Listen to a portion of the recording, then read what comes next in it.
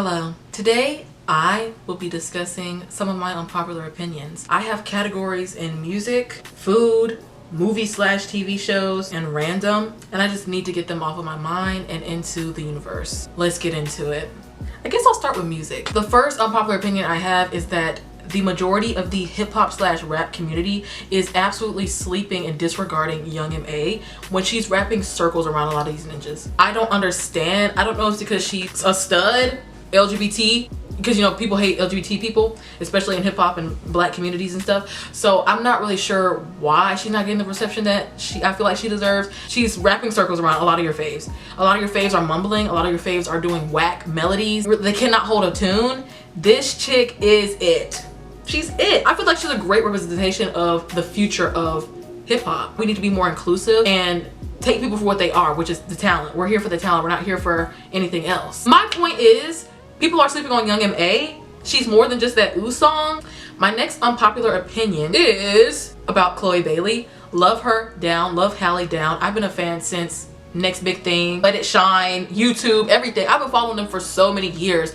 And so to actually be witness of them really being pushed into the mainstream in the past 2 years because of Ungodly Hour and Halle and the Little Mermaid and Grownish and everything, I'm just so happy and proud to see them blossom. Out of the 3 singles that Chloe has released, Treat Me, Have Mercy, Surprise, Treat Me eats. Treat Me is the best song Chloe has released solely. I don't get the hype with Have Mercy, I really don't. It's cute. It's like a little like 2-step, like oh yeah, like buzz music. Surprise, I'm not even gonna mention it. It's not worth mentioning. No shade.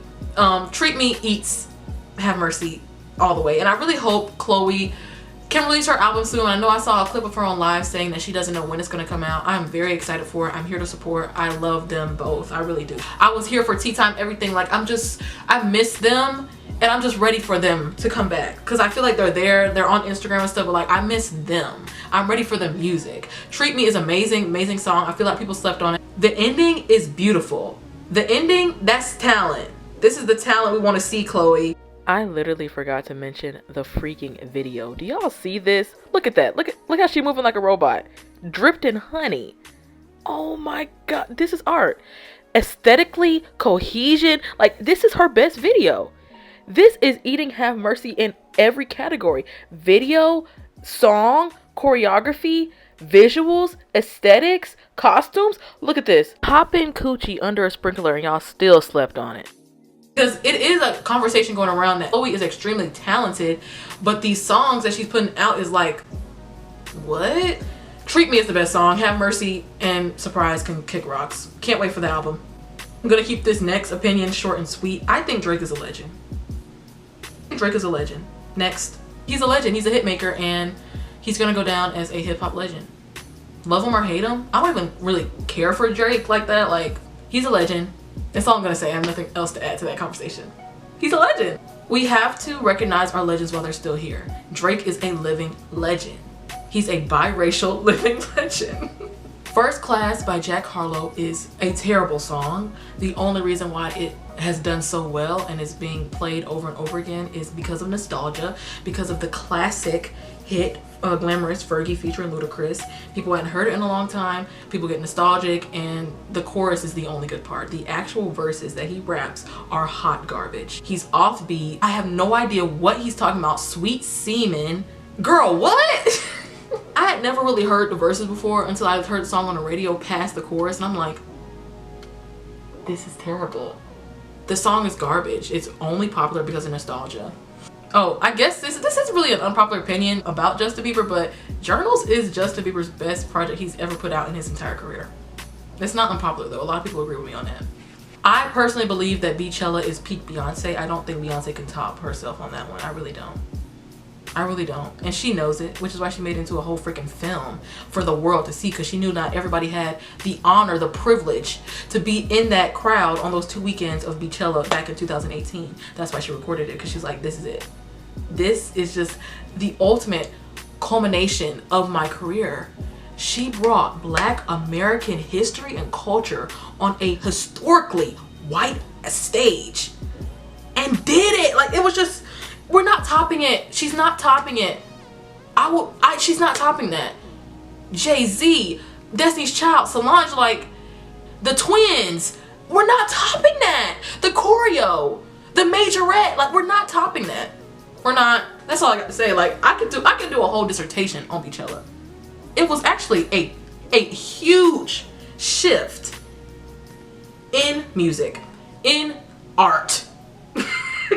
What I was trying to say in so many words is that Beyonce was the first black woman to headline Coachella, and she knew that. So that's why she brought all this blackity black-ish to this white stage in front of this majority white audience. And even Tina Knowles was like afraid that people wouldn't get it. But bitch, people got it and they ran with it, and it's just like so beautiful.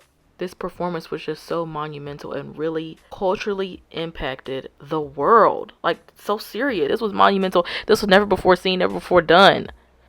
I think Beychella is one of, if not, let me not, because I don't want to disrespect Michael Jackson, because he is seen as the best performer to ever live, but Beyonce is also the best living performer alive right now. Like, Beychella was one of the greatest performances of all time. Let's move on. City girls are hot garbage. Stop. Before y'all attack me.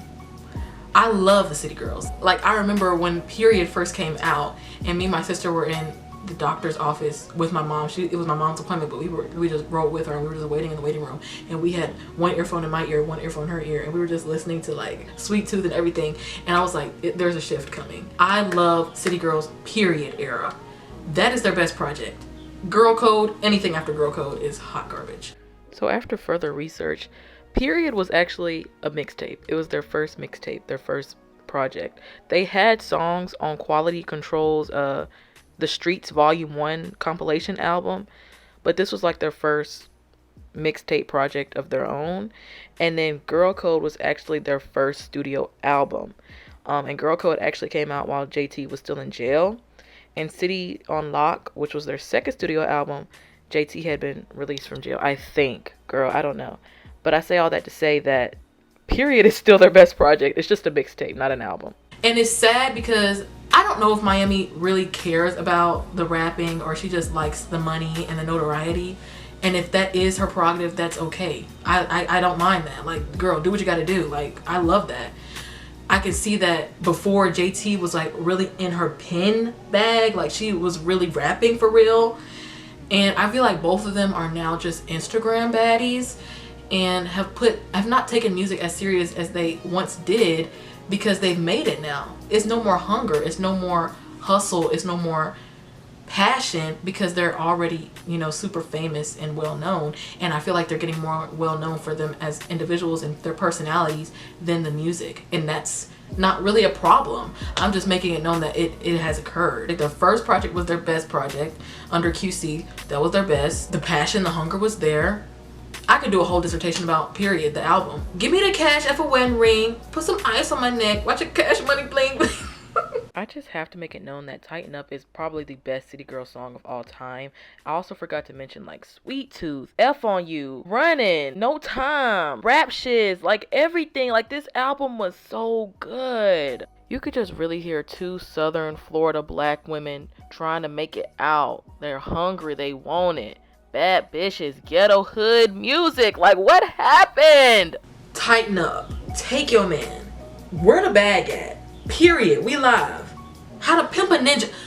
Girl Code is not touching this. What's that album called? Jobs?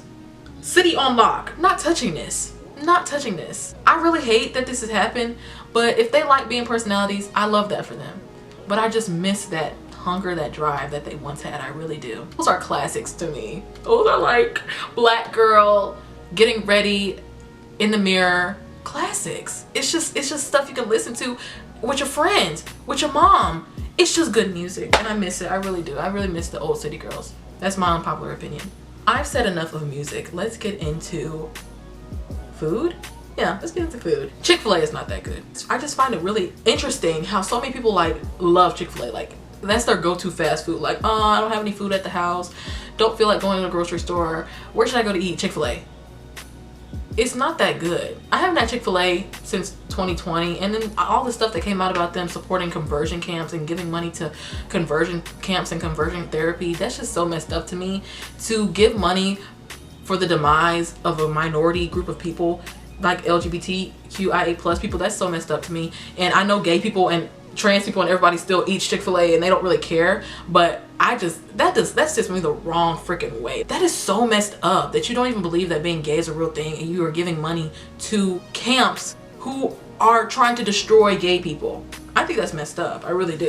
It is important to note that as of 2020, allegedly Chick-fil-A does not donate money to these organizations anymore.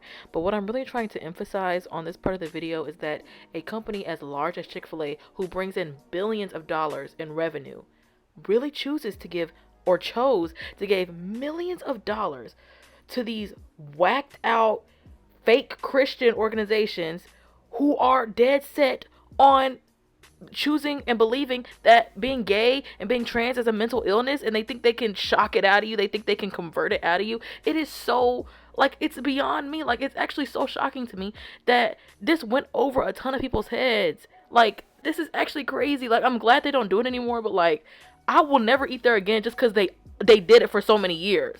I don't know if they still give money to conversion, because it came out in like their transcripts or whatever that they did that, and it made a little buzz, but not enough. So on top of all that, the food is not that good. It's really not. Zaxby's is running circles around Chick-fil-A. Even Raising Cane's, even though I'm not a big fan of Raising Cane's. Only thing that Chick-fil-A has on those two chicken joints is that their menu is pretty diverse with the macaroni and the soups and the wraps and stuff. But other than that, Chick-fil-A is not that good. It really isn't. Like, the chicken is like, it's like, nah. I've had better.